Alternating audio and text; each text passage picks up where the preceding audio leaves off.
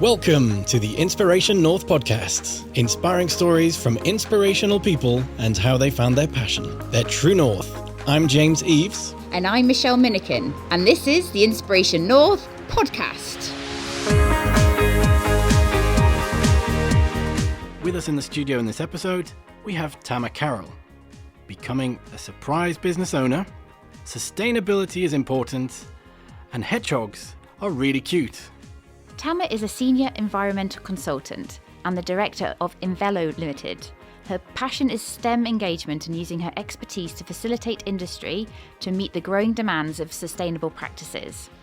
She works with businesses in all sectors to ensure legal compliance, reduce environmental risk, prevent pollution and increase resource efficiency. Imvelo stands out because it links sustainability in business with environmental needs. So not only will she advise on the direct environmental issues such as natural resource requirements and waste management, she is able to support with staff engagement, financial savings and business resilience planning. So, Tamma. Hi. Thanks for joining us today. Thank you for having me. Now, we're recording this in Newcastle, We are. but as we understand it, you're actually from South Africa. That's right. That's a long way away. I am How does that from happen? very, very far down south, yes. It's very far south. You know, for some of us, south of the river, Newcastle It's far is a enough. long way. It's far enough, you know. But I'm still acclimatizing. so how did you come to be in the northeast? I immigrated to the UK 16 years ago with my family. And at the time, I was actually too young to have any say in the matter. So I was brought over by my parents with my little sister. And we ended up in very rural Lincolnshire. My parents decided that they wanted to give us this true kind of British experience. So they put us in a hamlet with 8 houses where we were surrounded by nothing but sheep. And we were a 20-minute drive from the nearest bus stop. And for the first 4 years that I was in this country, I pretty much thought that that's what England was like. I then went through the process of applying to university, like everybody does at the end of their A-levels. And I found myself at a Newcastle open day. I'd come up with my mum and we got horribly, horrendously lost getting off the train trying to find the university, which in hindsight is literally a straight walk. So I don't know how we messed that one up. And we stopped to ask someone for directions, and this incredible Geordie guy who we could not understand at all literally took us by the hands and kind of marched us straight up to the university. And I think at that point I was like, don't understand what anybody's saying, but people here are clearly awesome. So I think this is where I want to be. I came to university in 2006. I did my undergrad at Newcastle. I did my master's there in 2012. What did you study? I did my undergrad in biology and psychology. It was a joint honours. That's a mix I've not heard of before. It was interesting. I kind of always knew the career that I wanted to get into, but I wanted to give myself kind of a diversity of subject matter. And then I went back and I did my master's in environmental management, which ultimately led me to where I am today. And every year it's been a conscious decision to find another reason to stay in Newcastle. I have absolutely zero intention of ever leaving. I love it here. It's great. Wow. It's a great advert for the northeast. Don't tell too many people though. I won't. Keep the house prices okay. Yeah. Do you remember a few years ago they said, kind of the deprived northeast? Yeah. I was like, let them think that. Then they won't come visit. Yeah, we like our beaches. We do.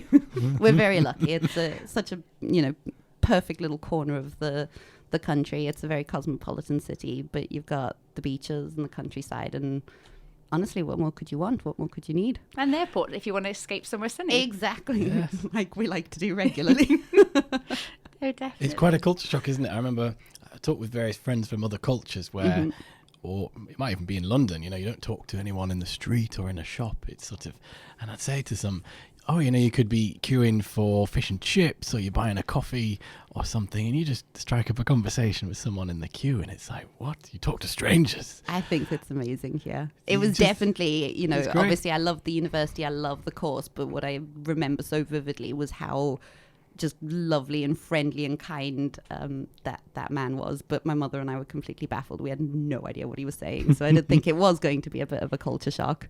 I still have moments of not entirely understanding. I've actually had... I'm getting better. Well, it can take a while, doesn't it? I mean, I've had friends come and visit from Sweden, say, or I used to live with some guys from Norway, and they've thought the locals are talking Norwegian or Swedish. So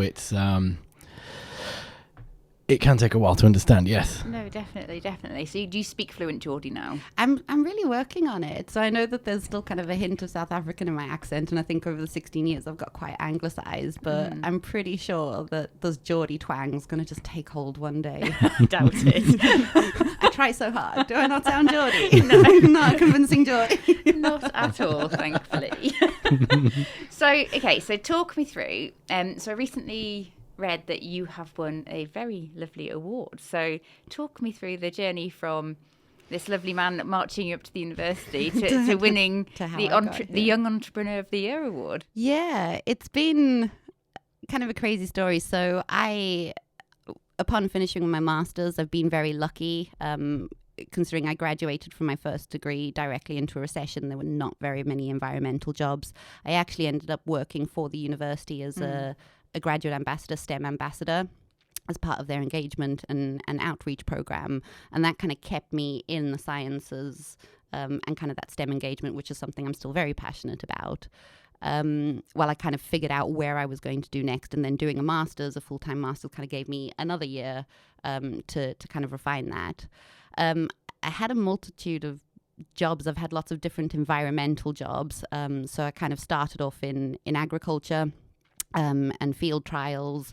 I then worked for a consultancy. I then worked for a really large organization that was a developer, and I was kind of their in-house environmental advisor for all of the legislation surrounding that project. And then it was kind of luck and circumstance. I can't say I ever really had a conscious decision or conscious ambition that I was ever going to set up my own business. But I was working for this company, and one of my old clients rang me and was like, I really need someone to do this work, and we just can't find anybody. So can you do it? And I did. I worked for 2 weekends for them for absolutely nothing because I had a full-time job at the time. And when I kind of delivered it, he said to me, like, have you actually thought about going solo? You could do this. And it actually took someone else to kind of plant the seed. And the more I thought about it, actually, I was not coming up with very many reasons not to do it, but a whole bunch of reasons to do it. So took a complete gamble. I walked away from a job that was paying really well. I had all of that security and all of those benefits, and just decided to see what I could do. And that was 3 years ago. I was very confident in my ability as an environmental consultant to be able to work with businesses on environmental issues and sustainability. The whole running a business has been a constant education as I go along. And I still feel like I'm coming into my third year now, and I'm really starting to, I feel only now am I getting my business brain on. Like I'm starting to understand how all of the pieces fit together. Although it still feels like quite a gargantuan task I've got ahead of me. But in amongst all of that, one of the things that I did do from the beginning was find networks that were supportive, that could, where I could find people who were in similar position to me or who had been in a similar position to me, kind of starting up the business. And I found the Forward Ladies Network, who are kind of headline sponsored by HSBC here in Newcastle. And I've been with them for 3 years from day one, and it's just an amazingly supportive group, kind of empowering women. I know that there's a little bit of controversy about kind of female-only networking groups. I understand the issues I can argue for and against, but I do think that the challenges that women face are different to what men face in terms of being self-employed, running your own business. So I've got a really good group of friends, actually, who've come off the back of that. And every year, the Forward Ladies have an annual awards. And I was nominated anonymously for the awards last year. Thank you to whoever did that. I still don't actually know, but I'm very grateful. And I submitted an application for the Young Entrepreneur category. And I was deemed to be the regional winner. So the way it works, kind of 4 regions: the Northeast, Yorkshire and Scotland are grouped together. And then there's like the Southeast and London and I don't know, somewhere else, West Midlands, I think. So I won for the region. It then went to a national awards, and the ceremony for that was in December. I wasn't the national winner, but kind of all of the positivity and just, you know, kind of only 3 years into to be recognized regionally, and it's a big region, and to kind of get that trophy and kind of that stamp and realize that maybe what I'm doing is okay, it's working clearly, and other people can see that too. So that was, you know, just such a huge highlight to last year. It was really exciting. Really enjoyed that. Next year, world domination. Yeah. I was going to ask that. What's the plans for the future? Lots of plans. I've definitely got it in my head that this year I want to step things up. It is very much about kind of getting out of my environmental brain and getting my business brain on, and recognizing my role as a business owner, because I think I'd been in denial about that a little bit. You know, I want the company to become something. I think it has a lot of potential. I think that what I'm offering in terms of environmental and sustainability services is something that is really, really pertinent to business at the moment. The world is changing right in front of our eyes, and the companies that are not stepping up to the plate, my bet is that they won't be here in 10 to 15 years. Something dramatic has to change. What I find with businesses is that it's kind of the access to knowledge and the access to information is what's stopping them. So they just don't understand all the legislation that applies to them, all of the options that are available to them, how to use data to kind of set a benchmark and then track improvement. So those are the kind of services that I'm offering. But I'm starting to realize the limitations of being just one person. So I would love to, and I don't have a specific timeline for this, I would ultimately love to be in a position where I could get some junior consultants in, train up graduates, and turn the business into something much bigger than what it is. That's Is exciting. the long-term plan. Yeah. I'm doing a project with Northumbria University, have this program called the Business Clinic, and it's where they use kind of third year and master's level students to essentially act as consultants to businesses. So I've actually just started a project with Northumbria University, and they're going to help me put together like a growth strategy and a marketing strategy, and reevaluate my value proposition and just make sure I kind of can get the infrastructure in place. And just an incredible service to a small business like mine, because it's time that I don't have to do all of that research. They're supported by both professionals and academic staff, so I know that the quality of what I'm going to get is going to be really high. And also they estimate that if I were to pay a consultancy to do that, it'd be somewhere in the value of £10,000. But it's a service that they are offering to Northeast businesses, and there is no limit to the projects. You know, so I have an idea this year, I want a growth strategy. Next year I could do something different, new product innovation or something like that. So it's really, I mean, again, it's just what I love about the Northeast is that with the 2 universities and then all of the support that is available to businesses, definitely never stuck with where to turn. The minute I get that kind of light bulb moment, I've got an idea, I need someone to help me with this, there is definitely that support available. That's perfect. You're obviously very passionate about this area, and I always admire those people who know what they want to do in life. So you'd said that was what helped direct you to what university course you wanted to do. When did you start to notice or understand what you wanted to do, and was there anything that really triggered that? Yeah, so it's kind of a long running joke really, because from whenever I can remember as a child, what I really, really wanted to be was a mermaid. That was my great life ambition. Okay. I why not? Why not? Yeah.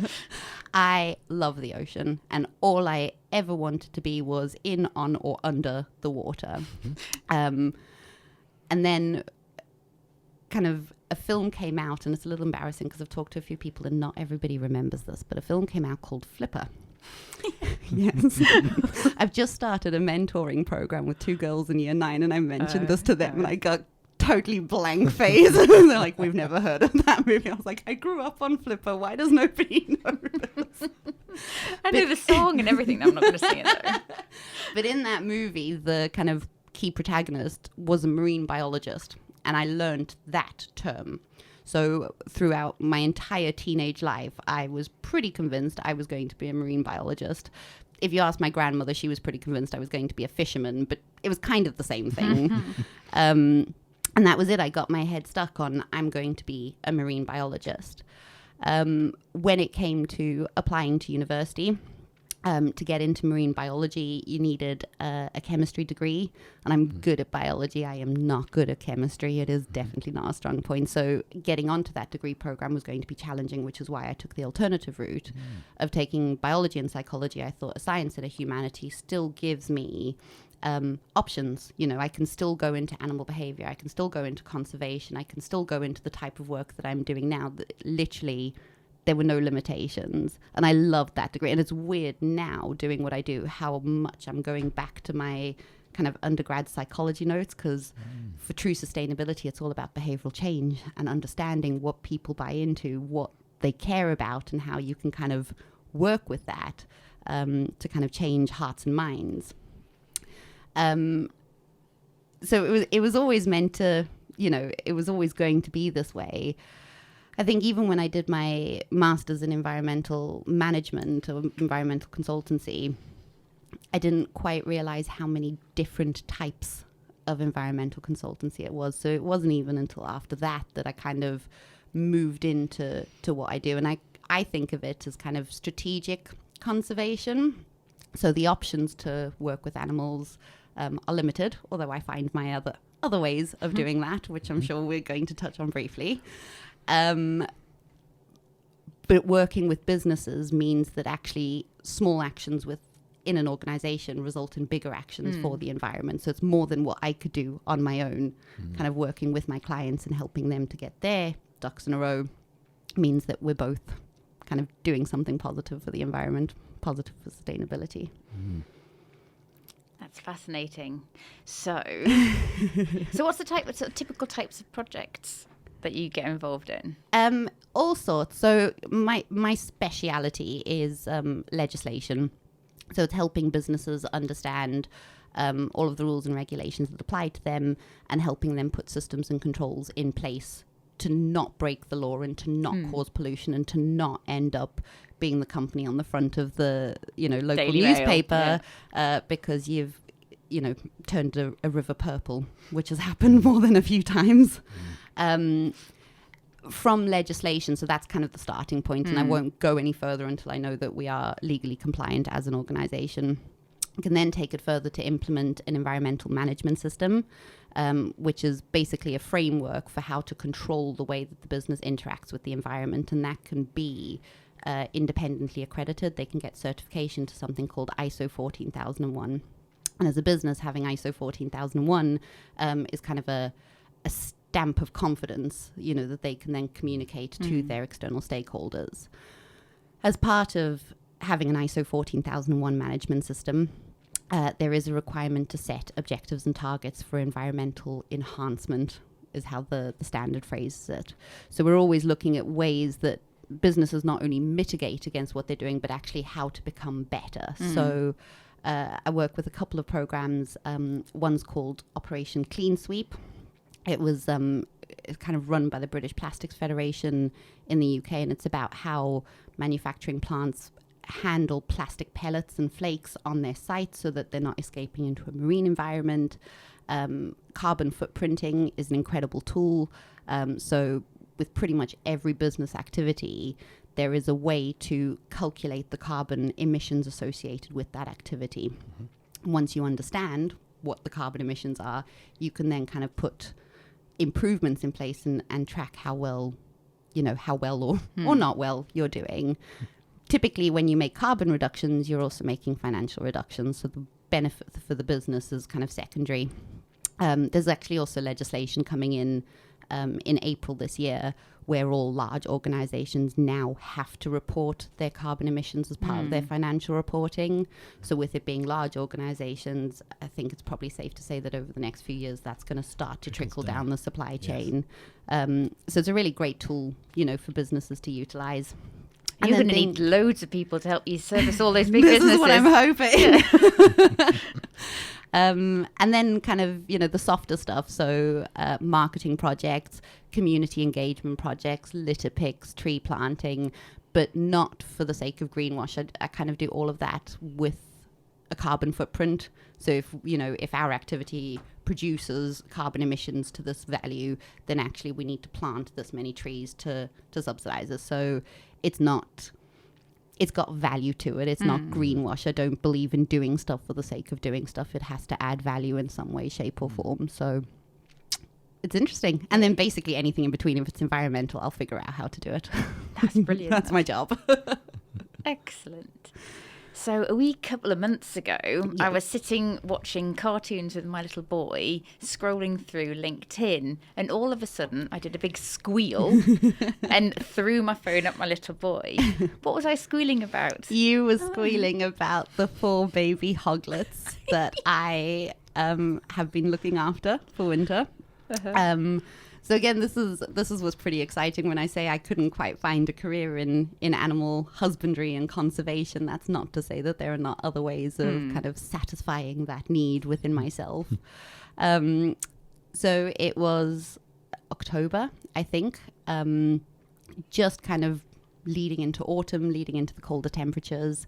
And I spotted just one to begin with, tiny baby hedgehog out in my garden. I've got a garden the size of a postage stamp, but the whole purpose of the garden is to be a haven for wildlife. And I've had hedgehog visitors coming for the last 5 years. They come and I feed them. They've got a house. There's water constantly.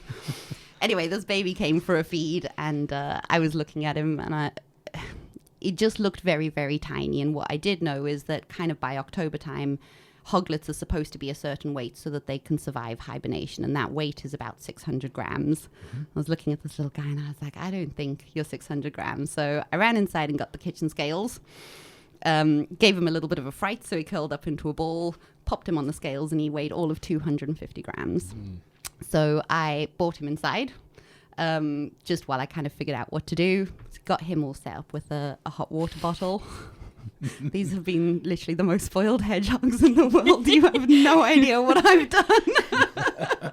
They're a little obsession. I love them so much. But actually over the course of 3 days, I then found 3 more. So these are clearly a litter of autumn juveniles from the same family, and they were just born too late in the season to be able to put on the weight for winter. They were healthy. I have had to send one of them off to the hoggy hospital because he had a little infection. He's on antibiotics there, but he's going to come back in the spring to be released into the garden. So it's just a case of fattening them up, feeding them, making sure that they're warm. They're really easy house guests. They do absolutely nothing during the day. Actually, they're okay. I did have one successful escape attempt in the middle of the night by one of them, proper criminal style. Yeah. Like Ninja hedgehogs. They're so naughty. It's surprising because, I think hedgehogs are adorable. They're definitely one of those creatures that when you look at them, those little faces, and you can't help kind of coo, but they are so cute. It actually hurts how cute they are. But I was really surprised at how much personality they have. So kind of between the 4 of them, there are definitely characteristics. Red, who was the baby one, he was so naughty. He was the one who successfully escaped. But yeah, so it's been loads of fun looking after them. And the plan is that in the spring, when temperatures warm up a little bit, I will release them into the garden. But I've taken this obsession one step further, naturally, why not? And I have built a release pen in my garden. So the idea, having spoken to several kind of animal welfare organizations is when you release them, they kind of still need to be supervised for a couple of days, make sure they acclimatize, and then set them free on their merry way. So I've built this hardcore release pen, which I'm very proud of.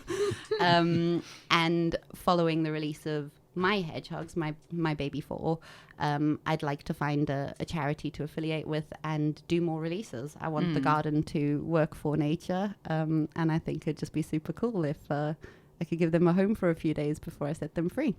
So that's my plan for the summer. I'm going to find more hedgehogs. Okay, so if any of our listeners know any hedgehogs that need rescuing, give you a shout. You've had 5-star reviews on all the hedgehog trusted pilot review sites.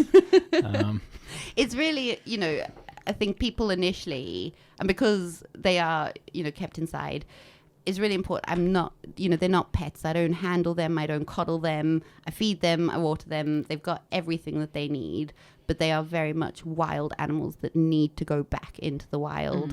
And as much as it's probably going to break my heart to do it, if I keep putting food out, hopefully they'll keep coming back and visiting. But there is kind of a limit to this. They need to go back into the wild. I think hedgehog populations in the UK have been hit so dramatically. I think I might have said this to you before, Michelle, that since the 1960s, there's been a 97% decline in the species. Wow. And there are no more hedgehogs in the countryside, like at all. There's a small pocket down in Surrey, but there are no hedgehogs in the countryside. It's urban gardens that are literally keeping this population going. So little postage stamps like my garden, but it's connected to my neighbour's garden. I've asked all my neighbours to not use slug pellets. In fact, if we get enough hedgehogs, they'll take care of all the slug stop putting poisons down, stop closing off fences, just leave little holes, little corridors that these, cuties can get through. And they need us. They really do. What do you think has been the attributing factor then? Because I remember as a young lad seeing hedgehogs a lot more in the garden. It absolutely, because I kind of took it for granted. I've been seeing hedgehogs in my garden for 5 years. When I started putting the stuff on LinkedIn, the number of people that got in touch with me said, I literally cannot remember the last time I saw a hedgehog. It must have been years. I went to an event where Chris Packham was speaking last year, and he's very much into that. He said he thought it had been about 10 years since he'd actually seen a hedgehog, which is terrifying. When we look at what's kind of causing it, it's development, it's the introduction of roads, it's taking down hedgerows. So what hedgehogs need, what all wildlife needs, is corridors, safe routes to travel from one place to the next. When we start closing off these routes, we isolate them in a pocket, and that pocket is generally not enough to sustain a population. They're not able to find breeding partners. Maybe there's not enough food or resources or water for what they need, or they start competing against themselves. They're also extremely vulnerable to kind of disease, or can literally wipe out one tiny little pocket. It's very surprising that the countryside is the most significantly affected. Other things like the use of chemicals, fertilizers, come into play with that, which is why I think urban gardens are kind of coming into their own right, because they're closely connected, and they're beginning to artificially kind of recreate these corridors, which is really interesting. Apparently, there's also some evidence that an increased badger population has something to do with the decline in hedgehogs, but I'm not entirely sure on the facts on that. So predominantly human activity, as with most of the wildlife issues that we're facing. It's kind of our actions. But again, that's where businesses have the opportunity to make significant change in the way that they plan development, in the way that we build houses, in the way that they run manufacturing facilities. All of this can be compensated for, and this planet has an incredible ability to fix itself. We just need to give it a little bit of time. Now here's a question then. Okay. Do you think you can combine saving the hedgehogs with environmental consultancy? Well, do you think there's any angle there? Yeah, I do actually. So I've got one client who kind of manufacture garden products, huge manufacturing plant. And what we've decided to do as kind of an environmental improvement is we're going to dedicate a area of their site to environmental enhancement. We're going to build a habitat that will hopefully support bees, birds, butterflies, pollinators, all of the widgety grubs at the bottom level. And if you kind of get that right, I'm a very, very big believer that if you build it, they will come. If it's available for nature, it will be there. I'm sure that was someone else's strapline. Yeah. Probably. It's in a Field of Dreams. It's a Kevin Costner. Yeah, Kevin Costner. There we go. Baseball. Yeah. If they build it, they will come. But It's like it's Ghosts, true. wasn't Yeah. it? The sequel, starring Harry the Hedgehog. But, Brilliant. you know, it's as simple as that. If you have a little garden, put out some water, put out some mealworms, put out a shelter, and I'm pretty confident the hedgehogs will come. Yeah, we've got one. Yeah. Well, we'll see. Some. They come There's every now and probably then. more Yeah. than one. Yeah. It's very cute. There was I've this- seen up to 3 in the garden at the same time prior to the hoglets. That was 4. That was pretty exciting. That's lush. I know. So, we've talked about environmental consultancy. We've talked about hedgehogs. Yes. If that has really inspired somebody, how can they get in touch? Right. I am based in Newcastle. I have an office at the Toffee Factory on the quayside. You can find me on LinkedIn, Tamma Carel, or on Twitter at Imvelo Ltd, Imvelo Ltd. And my website is www.imveloltd.co.uk. And hopefully to supplement this podcast, we will include the spelling of that because I brilliantly chose a Zulu company name without really thinking that through. It's very unique in the Northeast. In Zulu, it means environment. Excellent. Right? But it's cool. It is so cool. I wanted something different, something that harked back to my African roots anyway. Definitely. But yeah, all of the kind of social media forums, my website. Please do get in touch. I'd love to talk to anybody about environmental management, sustainability, and or hedgehogs. Yes, excellent. I'm sure you've got lots of photos to share with people as So well. many photos. I've got a special album on my phone just called Hedgehogs. There are hundreds. Oh, bless you. Well, thank you very much for your time today. Guys, thank you so much for having me. This has been great. Thanks, Tamma. Thank you. Cheers. Thanks everyone for listening. Check out all the show notes at inspirationnorth.com. Join us again for the next episode when we'll be chatting to another inspirational person. If you like this, subscribe and tell your friends. If you didn't like this, subscribe anyway and tell everybody.